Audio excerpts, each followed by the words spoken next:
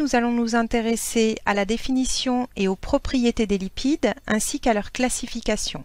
Le terme lipide vient du grec lipos qui signifie graisse et huile. Les lipides sont définis comme un groupe de substances biologiques de structure chimiquement hétérogène, caractérisées par une même propriété physique, leur solubilité nulle ou faible dans l'eau, mais par contre élevée dans les solvants organiques non polaires comme le chloroforme, le méthanol, l'acétone et le benzène. Donc les lipides ne sont pas rassemblés dans une même famille à cause de leur structure, mais à cause de leur solubilité. Les termes huile, beurre, graisse et cire désignent plus particulièrement leur état physique, c'est-à-dire liquide ou solide, à la température ambiante. Les lipides ne forment pas de polymères, contrairement aux autres composants biologiques élémentaires, c'est-à-dire les nucléotides, les acides aminés et les glucides. Les lipides sont divisés en deux catégories selon leur solubilité. La première catégorie est celle des lipides apolaires et lipophiles. Le terme lipophile vient du grec lipos qui signifie graisse et huile et philos qui signifie ami. Ces lipides, encore nommés lipides neutres, sont solubles dans un solvant apolaire et lipophile, c'est-à-dire hydrophobe, et insolubles dans un solvant polaire et hydrophile, c'est-à-dire lipophobe, comme l'eau. La deuxième catégorie est celle des lipides bipolaires et amphiphiles. Amphiphiles vient du grec amphi qui signifie double et philos qui signifie ami. Ces lipides sont constitués d'une partie hydrophile polaire, ici représentée en bleu, formant la tête, nous parlons en général de tête hydrophile, et d'une partie hydrophobe apolaire, formant la queue, ici en jaune, on parle souvent de queue hydrophobe.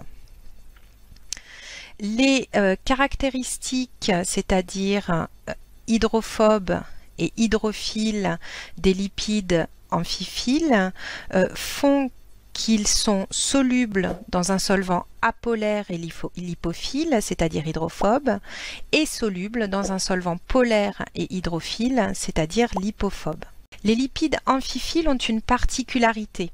Ils s'organisent spontanément en agrégats lorsqu'ils sont en contact avec l'eau ou un autre solvant hydrophile. Trois types principaux d'agrégats existent. Les monocouches lipidiques se forment à l'interface entre l'eau et l'air. Vous voyez des lipides représentés ici avec leur tête hydrophile en contact avec l'eau et leur queue hydrophobe faisant face à l'air. C'est le cas par exemple d'une huile qui surnage sur l'eau. La deuxième catégorie d'agrégats formés par les lipides amphiphiles sont ce que l'on appelle les micelles. Les micelles sont des structures sphériques dans lesquelles la partie hydrophile, ici en bleu foncé des lipides, est en contact avec l'eau, leur partie hydrophobe, ici en jaune, étant à l'écart de l'eau. Enfin, les bicouches lipidiques, membranes cellulaires et liposomes sont la troisième catégorie d'agrégats formés par les lipides amphiphiles. Dans ces bicouches lipidiques, on voit deux couches de lipides avec de chaque côté la partie hydrophile, les têtes hydrophiles en bleu foncé ici en contact avec l'eau, et au centre la partie hydrophobe des lipides. Selon leur structure tridimensionnelle, les lipides formeront plutôt des micelles. C'est le cas des lipides à forme conique, c'est-à-dire dont la tête polaire est plus large que la queue hydrophobe, ou plutôt des bicouches lipidiques. C'est le cas des lipides dont la tête et la queue ont une largeur équivalente. Les lipides ont des structures diverses, mais ils sont issus d'un même élément structural de base, c'est-à-dire l'acétylcoenzyme A. L'acétylcoenzyme A est la forme activée de l'acide acétique. L'acétylcoenzyme A est formé d'un groupement méthyle, d'une fonction cétone et du coenzyme A. En effet, l'acétylcoenzyme A est le produit principal du catabolisme, c'est-à-dire de la dégradation de tous les lipides, et le substrat de base de l'anabolisme, c'est-à-dire de la biosynthèse de ces lipides. Les lipides sont constitués de cet élément de base qui est l'acétylcoenzyme A et sont constitués de chaînes hydrocarbonées apolaires synthétisées à partir d'acétylcoenzyme A. Ces chaînes hydrocarbonées sont composées, comme leur nom l'indique, de carbone et d'hydrogène. Les groupes chimiques que l'on retrouve dans les lipides sont le méthylène CH2, le méthyle CH3 et le groupement CH double liaison CH. Ces groupes peuvent s'organiser en chaînes linéaires de CH2 avec un CH3 à une extrémité, ou bien en chaînes ramifiées composées de N répétitions d'un motif isoprénique, c'est-à-dire CH double liaison C, CH double liaison CH, avec une ramification méthyle CH3 sur le deuxième carbone. Enfin, on peut retrouver des formes cycliques de ces groupes chimiques dans les lipides. De plus, certains lipides ont des fonctions polaires en plus de ces chaînes hydrocarbonées apolaires. Ces fonctions polaires sont par exemple la fonction acide carboxylique COH, la fonction hydroxyle OH, la fonction amine NH2 et l'acide phosphorique H3PO4. La plupart des lipides sont dérivés d'acides gras. Un acide gras est un lipide amphiphile composé d'une queue hydrophobe correspondant à une chaîne hydrocarbonée linéaire, c'est-à-dire composée de carbone et d'hydrogène, et d'une tête hydrophile correspondant à une fonction acide carboxylique COH. Cette fonction acide carboxylique peut former des liaisons esters avec des alcools et des liaisons amides avec des amines. Les lipides sont classifiés selon une classification structurale. On distingue les lipides vrais des composés à caractère lipidique.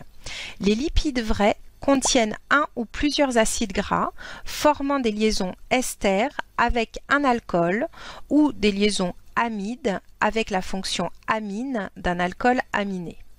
Parmi eux, on trouve les lipides simples qui ne sont composés que d'atomes de carbone, d'hydrogène et d'oxygène.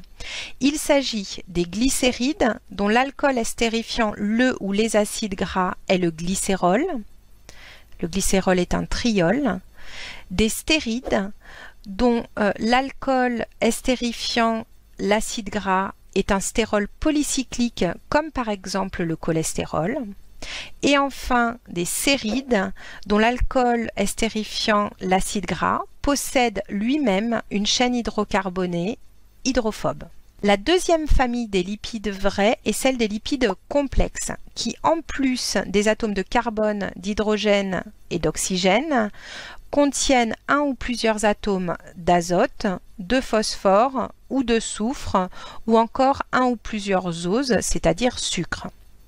Il s'agit des glycérophospholipides dont l'alcool estérifiant le ou les acides gras est le glycérol et des sphingolipides dans lesquels un acide gras forme une liaison amide avec la fonction amine d'un alcool aminé qui est la sphingosine.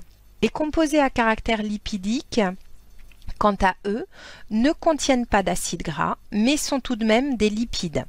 Parmi eux, les eicosanoïdes qui sont des dérivés d'un acide gras et les isoprénoïdes qui sont des dérivés d'unités isoprène. Certains lipides peuvent être transformés en savon lors d'une réaction chimique dite réaction de saponification. La saponification correspond à un traitement des lipides par une base forte, la soude NaOH, hydroxyde de sodium, ou la potasse KOH, hydroxyde de potassium HO.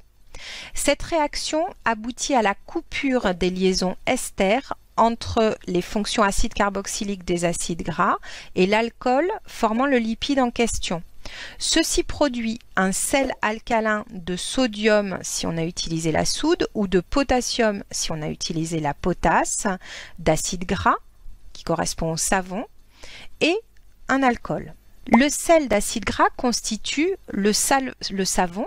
Il s'agit d'un radical hydrophobe de la chaîne hydrocarbonée qui se termine par une fonction acide carboxylique ionisée qui forme un sel avec un ion sodium ou un ion potassium. La saponification permet donc de rendre solubles dans l'eau les différents constituants des lipides, d'une part les acides gras et d'autre part un alcool. Les lipides saponifiables, c'est-à-dire permettant la fabrication de savon, sont composés d'acides gras formant des liaisons esters, comme les glycérides en majorité, mais aussi les stérides, les sérides et les glycérophospholipides. Certains lipides sont insaponifiables, c'est-à-dire qu'ils ne permettent pas de former de savon, car ils ne contiennent pas d'acides gras liés par une liaison ester avec un alcool. Dans ce cas-là, c'est par exemple le cas des éicosanoïdes et des isoprénoïdes.